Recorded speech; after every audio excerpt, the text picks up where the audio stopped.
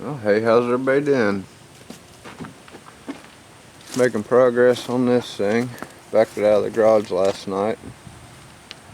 It's getting there. Still got to do some tidying up some wires and things like that.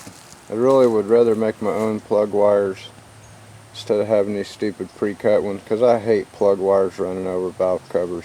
That annoys the ever-living shit out of me.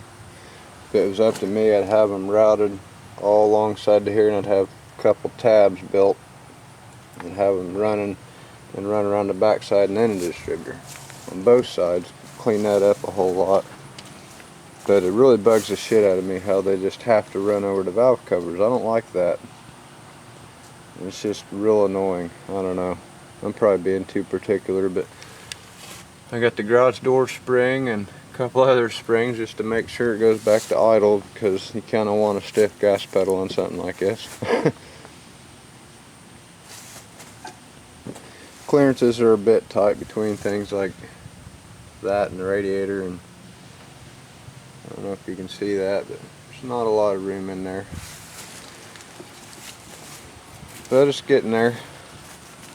Still gotta, I should have probably finished doing my welding and stuff and painted all that before I put the engine in it. But you know how I get, I'm impatient. I wasn't really caring about, and I ended up not using that giant grommet down there that I planned on running a lot of things through, because it's directly next to the headers. And that's just like some tubing I got my starter wire running through just to kind of protect it there.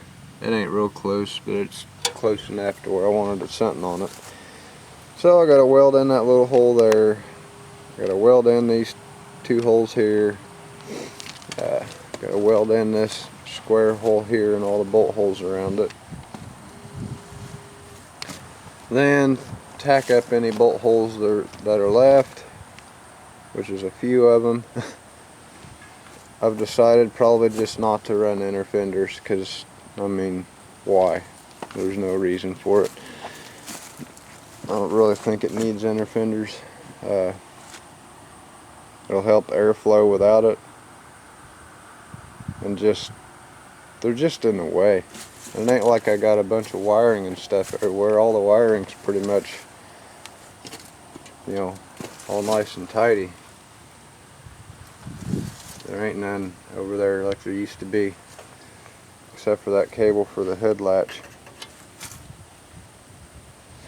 I still got to add in headlights, brake lights, turn signals, simple stuff like that. I still got to put fans on it. I'm waiting on the guy to ship them from eBay, because apparently it takes 2 freaking weeks to get anything when it's supposed to be fast and free 3-day shipping. That's gonna get him a good review. But yeah, it's moving right along. Like I said, I'm still waiting on fans and fan controller, trans controller, wiring harness for the trans controller, throttle position sensor. That's just temporary till I got an actual fuel cell. That's good enough for now. I gotta figure out something for a filler nozzle, because when I fill it, I gotta pull that vent cap off and then fill it from there. And I got a vent right here, and that just pulls on and off, and it's kind of just sitting on there. Actually, a little loose on that.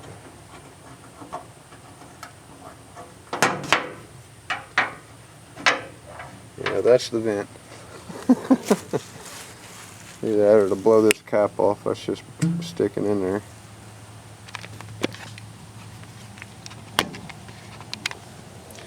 Yeah, 3 bolts on each side. That should hold it enough. I ain't got no straps around it. Like I said, it's temporary. Still got to fix this nice hole in the bed that somebody hatcheted in there or used a chainsaw or something. I don't know. I've never seen such an ugly cut. I got to fix that. I planned on welding a plate across here, a real thin plate, just cutting all this out, like from the fender wells all the way to there. Cut all that out and just put in a piece of plate steel. But I don't know. Still need to clean out the back of it. I filled the back of this up 3 times with all the garbage out of that truck. And there's still a whole pile of it right there. Well, the TV obviously ain't a part of it, but everything but that TV is out of this truck. Looks pretty factory on the outside until you look underneath the hood, but if you look on the inside, that's when it's not so factory anymore. I still got to do things in here, but not a lot. It's pretty much well done. I left the suicide seats in there. Took all the trim off of them, of course, lighten it up, but I did leave the seats in there to where they fold down and got seat belts, and I can give people a ride back there. But it's kind of interesting the way these come from the factory, all dinged up, and it's like it's not dinged up on the top at all. It's smooth, but on the inside, that piece of metal is just beat to shit. Never seen anything like it. Like, there's no way somebody do that driving. Like, that's like so many dents and hammer marks, and wow, nice job, Chevrolet. I know that's factory. Nobody else has been up there doing that kind of stuff, but anyway, yeah, I'm just getting ready to and that really annoys me.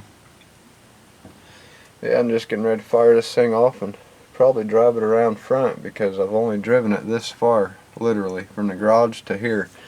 I think I want to drive it around front. The trans controller's not installed, so I got reverse and I got second gear, and I don't know what it's doing with the line pressure, so I'm just going to like kind of put it around front and baby it. I don't want to tear the transmission up not having a controller.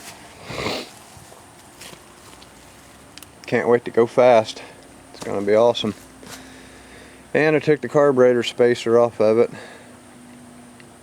That helps with the clearance issues, but the hood still don't fit. I'm going to have to get a different breather, cut a hole in the hood, which really, it's probably going to have a hole cut in the hood, because it don't run as good without that 2-inch spacer on the carb, which I accidentally broke. It was plastic. What do you expect? Oh, it's electrical tape. Yeah, see y'all in the next video. Next video will be me just kind of putting this thing halfway around the block to my front driveway.